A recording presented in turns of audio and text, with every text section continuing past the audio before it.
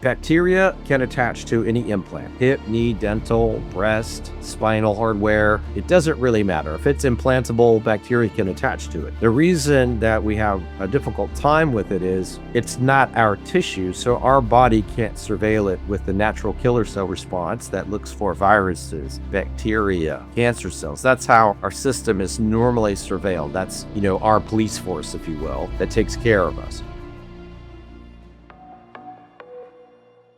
Welcome to the Brain Regen Lab podcast, where ancient healing meets modern science to transform the future of brain health. I'm Dr. Greg Eckel, and after 25 years in the trenches of integrative medicine, I'm here to challenge the status quo. On this show, we dive deep into the most advanced strategies in brain regeneration, cognitive longevity, and bioenergetics with some of the brightest minds in neuroscience, medicine, and performance. Whether you're fighting cognitive decline, optimizing your mental edge, or just curious about what's possible for the human brain and being, this podcast is your lab for discovery, healing, and human potential. So let's push the boundaries of what's possible, revitalize your mind, transform your life. Let's begin.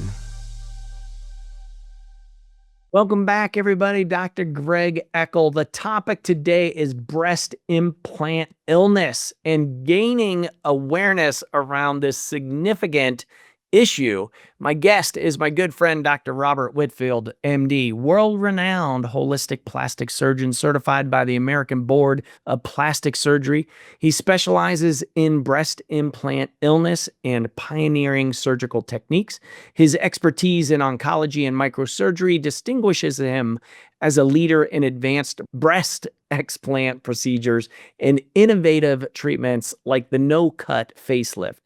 At the heart of Dr. Whitfield's practice is the SHARP, the Strategic Holistic Accelerated Recovery Program, a groundbreaking protocol designed to optimize patient recovery and promote comprehensive healing. Welcome aboard, Dr. Rob.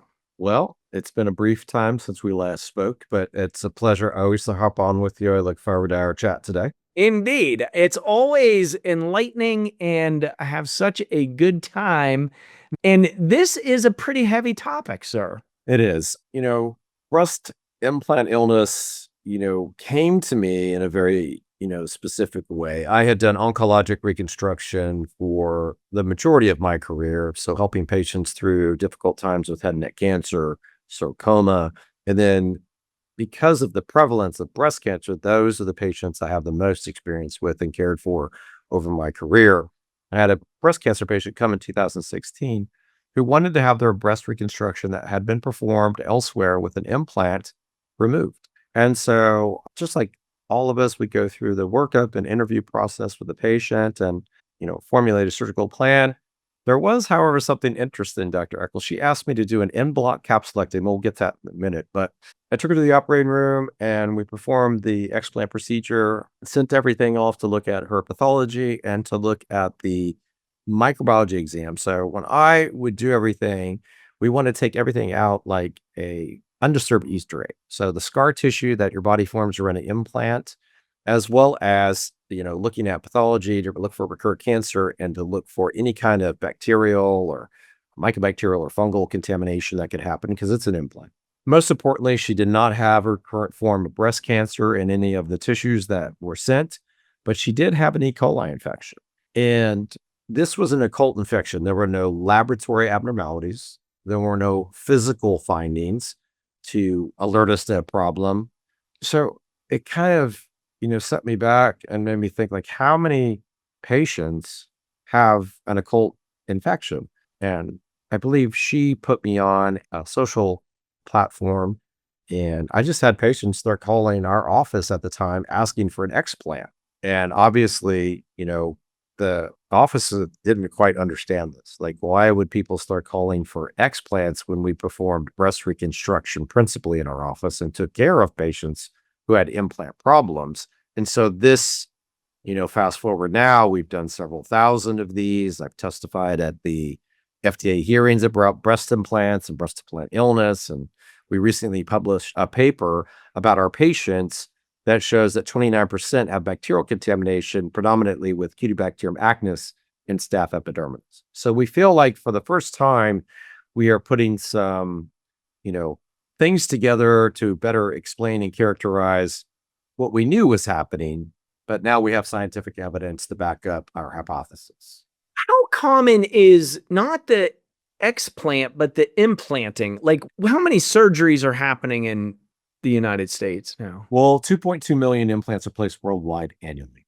2.2 million annually. Okay. So this is newer. You said that was 2016, a woman with cancer, and she just had the suspicion that it was related to the implant, or She was concerned and wanted an explant procedure. Her only symptom at that time was fatigue. So, after we did our explant, we found out she had an E. coli infection. We treated her properly with oral antibiotic therapy, and she got better and her fatigue resolved. So, if you hypothesize, okay, well, many of these are just occult infections, or like I have shown, bacterial contamination that leads to immune system activation. So, for everybody listening, bacteria can attach to any implant, hip, knee, dental, breast, spinal hardware. It doesn't really matter. If it's implantable, bacteria can attach to it. The reason that we have a difficult time with it is, Dr. Eckel, it's not our tissue. So our body can't surveil it with the natural killer cell response that looks for viruses, bacteria, cancer cells. That's how our system is normally surveilled. That's, our police force, if you will, that takes care of us. So in this situation, the bacterial biofilm interacts with the oleic acid in the breast tissue. So that's an oxylipin, and that oxylipin forms oxylipin tenhome. That oxylipin tenhome stimulates downstream immune system activation. It ultimately causes a change in how macrophages work. That leads to much of the symptomology associated with breast implant illness. So things like fatigue, things like, pain in the joints and the muscles. So for the first time, instead of a hypothesis of just simply immune system activation, we actually have a biomarker that eventually we hope to be able to send the patient to the lab and get a test result or do a blood spot analysis similar to what you have in your office that will show us this biomarker. And although it's not going to provide clarity to every single patient that comes to see me regarding their symptomology, in this subset, it will establish a more cause and effect relationship.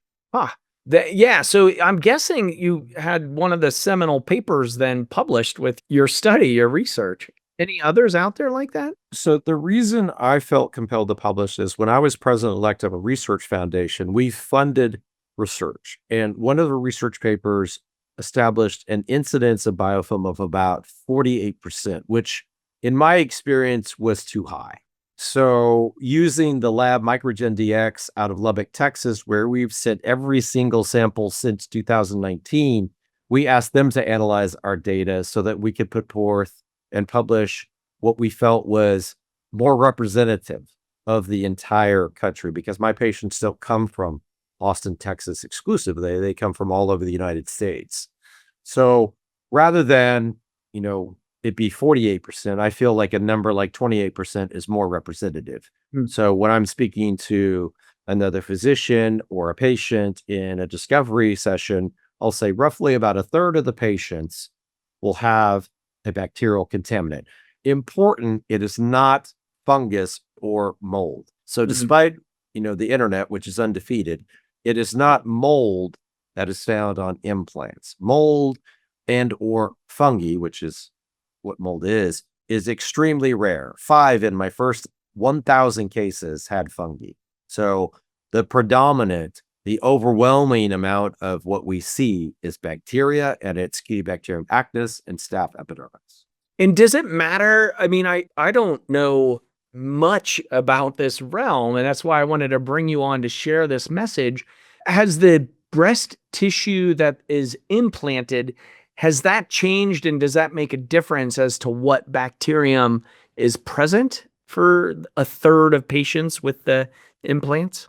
So in the breast tissue, there's always been, issues with breast and developing, breast infections. So you're asking like, what is the colonization of breast tissue in general? And then what does it change after implant placement? Is that Yes. correct? Yeah. So in general, what we've seen is the ductal system has a certain amount of colonization. And if you looked at, you know, patients getting breast problems, what would it be from? And there's a variety of bacteria. So what we see is it's not the implant changing the biome of the breast per se, but these are the most common organisms we find that then contaminate a device. Got it. And the devices, it doesn't matter what type of device that was implanted. So when we're talking exclusively about the breast, it's these bacteria.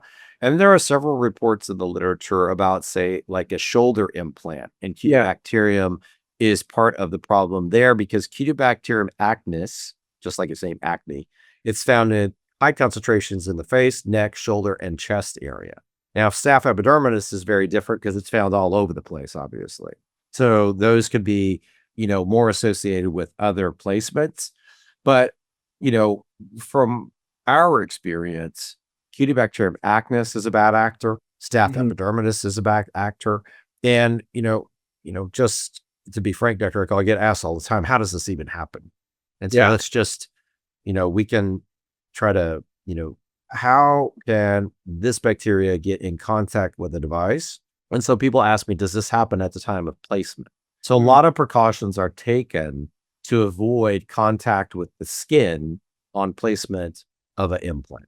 So it can happen by the staff who hands the surgeon the implant. So that's contamination. That's an option.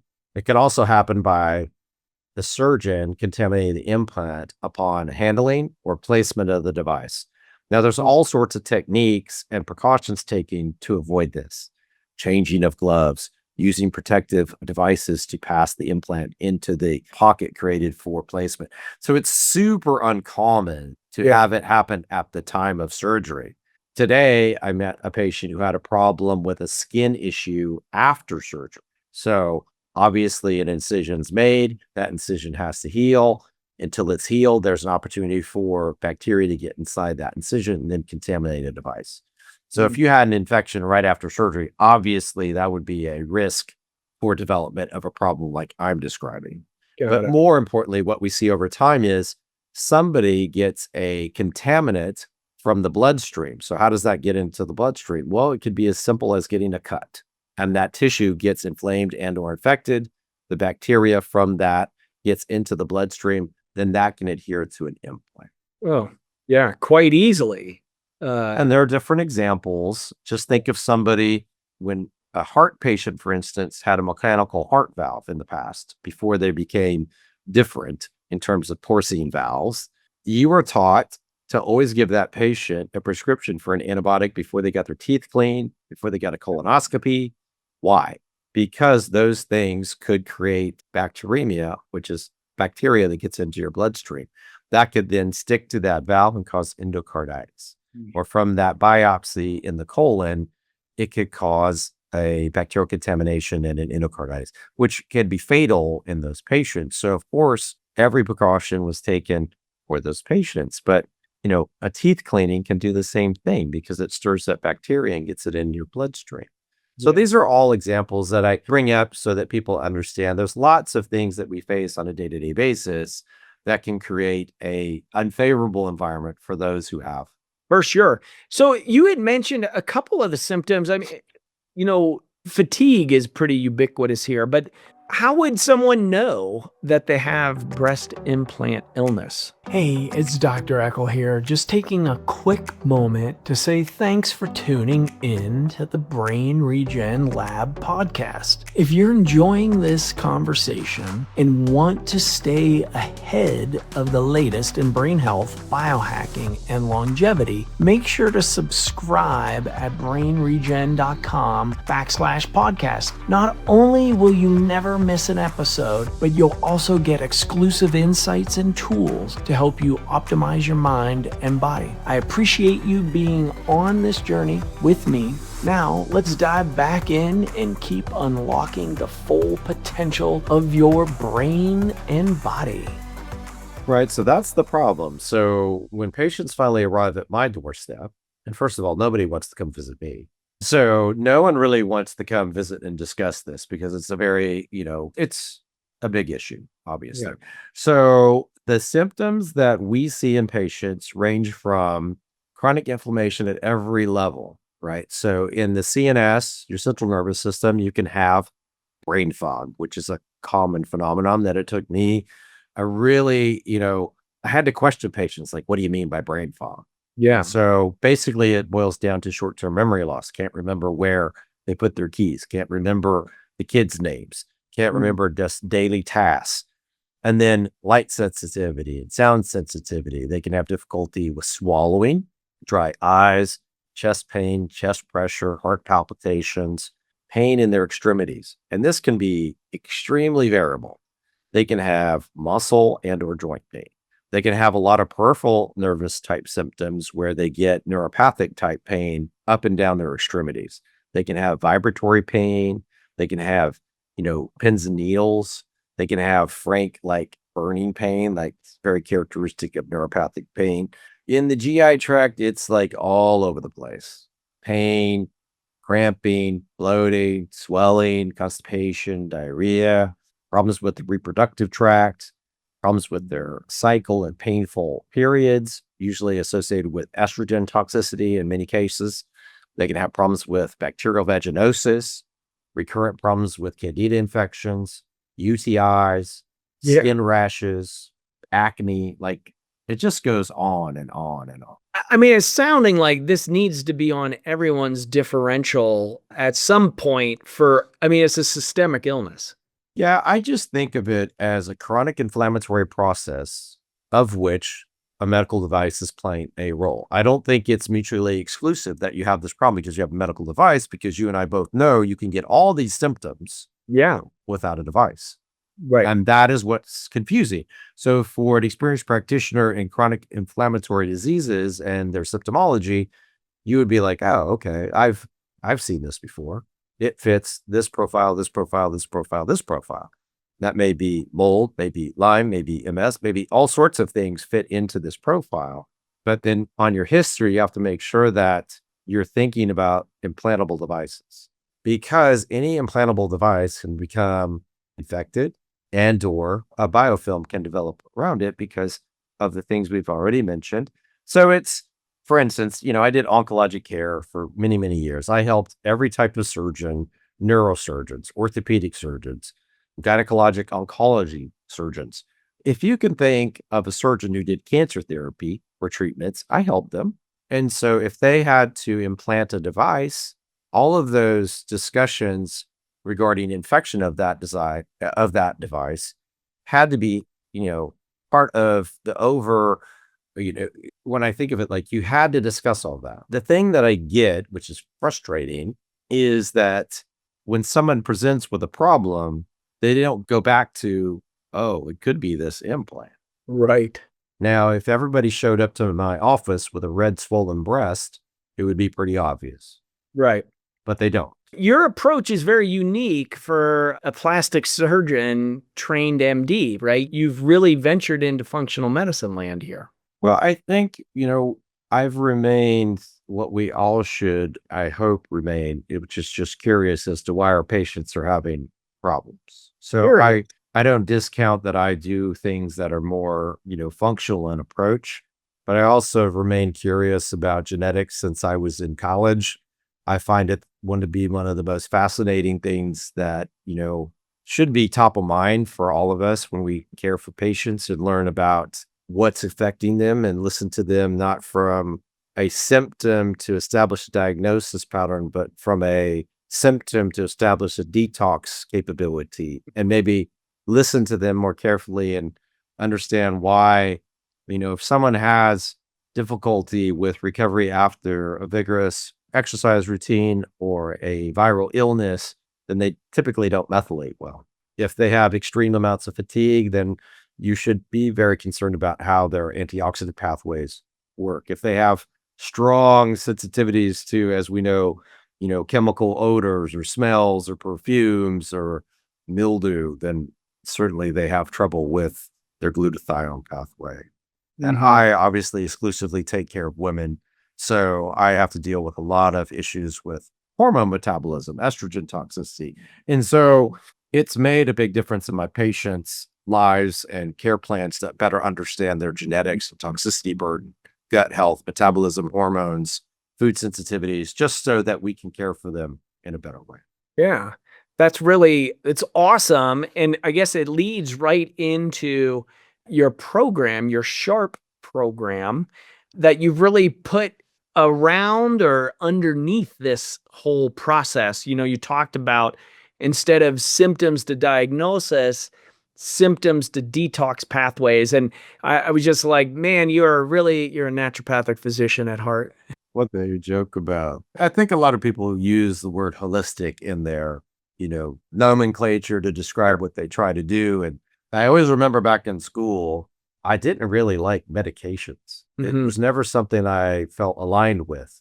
I mean, I really like surgery because it solves a root cause problem. So, if we were taking care of cancer, the goal is to, remove the cancer and then reconstruct the patient so that they could carry out their activities of daily living. And, if that was reconstructing someone's jaw so they could eat and swallow, or their esophagus so they could swallow, making it so they could use their leg again or their arm again.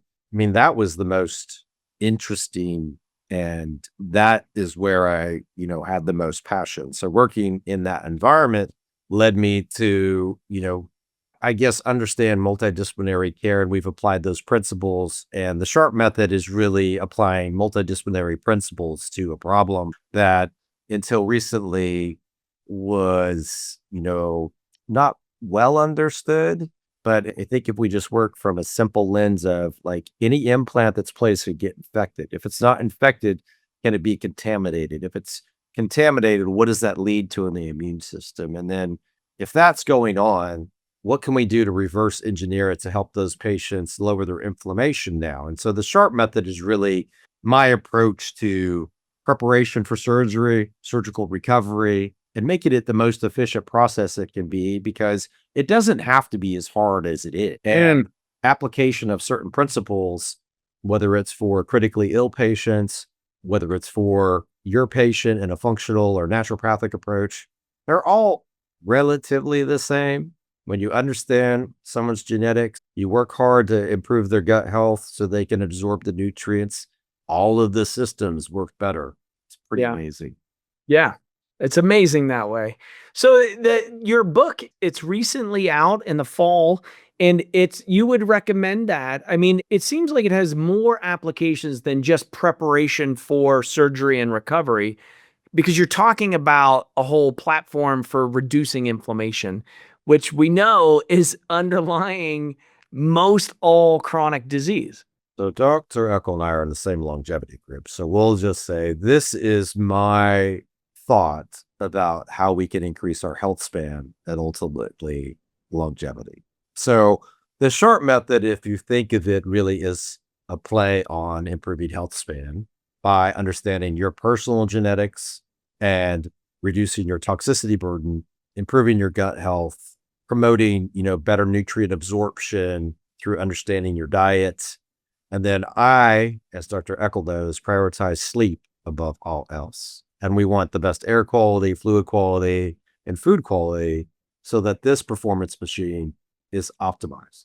Nice. I love it. And that component, I love the play on or the double entendre for sharp book for pre-surgery, post-surgery recovery. And I just wanted to bring to light for folks like, look, there is this component of the breast implant illness and where the genesis of where this came from, but it really is applicable to everyone listening to the show in that inflammation is the root of, I would say, almost all chronic disease and imbalances in the body. And so, like you said, we are in a longevity group together, and this is your approach to health span and quality of life. So we are going to have the links. You've got a great quiz, a link to the book. You shared a great blog with us as well. That'll be in the show notes here. What are you kind of in bringing this one into the station? Where would you like to take us as far as recommendations for folks listening? I'm going to recommend they share this story, this show with their friends and family members, especially any women in their lives that may have had some breast implants or augmentation that aren't even aware that this could be impacting their health. Well, I think for the method, the reason that, so I'm the rate limiting step. So only so many patients can come visit us and have treatment in Austin. But what we can do is raise awareness, like you're pointing out. The program that we've developed is now shared globally. The book is out, and my team will help patients who want to utilize the programming, the supplementation, the behavior modifications. All the things that we have in terms of resources can be used for patients who just want to improve health span, who want to prepare for another procedure. Maybe it is a knee replacement. Maybe it's a cosmetic procedure. It can be applied to all of those types of endeavors, as well as an improvement in health span. If somebody wants to learn more specifically about breast implant illness, we have done over 100 podcasts personally and appeared on many, many shows to both explain and better characterize what you may be experiencing. So you can go to drrobertwhitfield.com, access all those resources. They're all available. They're all easy to, have your Netflix and chill moment and learn more about the program and the process and things that we've highlighted. And I always appreciate the opportunity to speak with a good friend like Dr. Eckel about this. So I'm more than willing to help any way we can. Awesome. Well, thank you, Dr. Robert Whitfield, for sharing your wisdom and knowledge and heart with us here today. If you all like the show, give us a thumbs up and give us a 5-star review. Tell us what you're going to implement from this talk. And of course, share us. And just much gratitude. We wouldn't be doing it but for you. So thanks for tuning in. See you next time. If you're finding this conversation insightful, make sure to hit that subscribe button. It's a simple way to stay connected and get more strategies for optimizing brain function and longevity. Plus, it helps us bring you even more cutting-edge content. Thank you for being here. Now, let's get back to exploring the future of brain health. Thanks for joining us this week on the Brain Regen Lab podcast. If you enjoyed the show, make sure to visit brainregen.com, where you can subscribe on Apple Podcasts, Spotify, or your favorite platform so you never miss an episode. And if you found value in today's conversation, we'd love for you to leave a review. It helps others discover the show. You can also share this episode with a friend or loved one who's passionate about brain health. Want to dive deeper? Check out our latest resources at brainregen.com/podcast. Be sure to tune in next week as we continue unlocking the secrets to a sharper mind and a longer, healthier life. Stay sharp, stay curious, and keep thriving.